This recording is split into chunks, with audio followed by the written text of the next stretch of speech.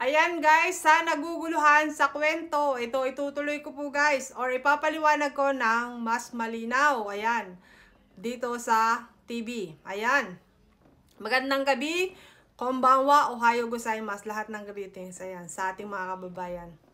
Ito po ay viral itong news na ito, dahil itong case na ito, nung isang buwan pa talaga, nawawala itong si Nishimura, yung 55 years old. Naibalita ko na rin yan. Hindi ko lang maintindihan ko sa page ko. Ayan. So, yan. Nawawala siya kasi pinas lang siya. May nagsabi na pinatay nga siya pero nawawala ang bangkay niya.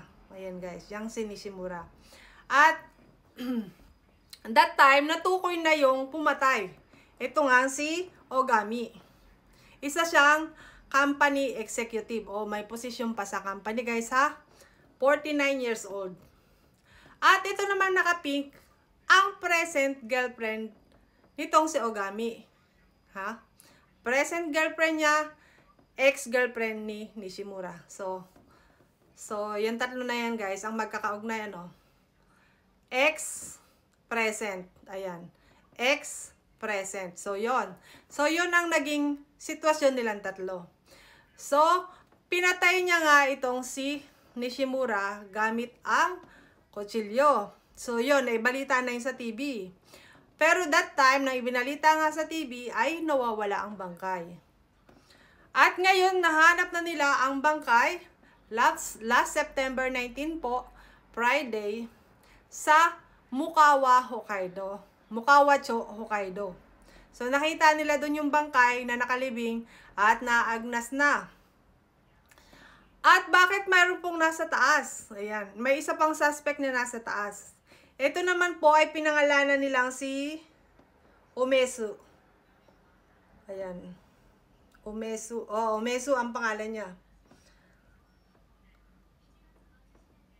At kilala na daw niya si Ogami before mangyari ang incident. Ayan. So, nagkita na daw sila minsan. So, itong si Umesu, 36 years old lamang, hindi sila magkatulad ng age. 49, 55, 36. Ayan. So, eto ang naglibing. Etong naglibing dito sa bangkay ng lalaking ito. Ngayon, bakit siya may kaso?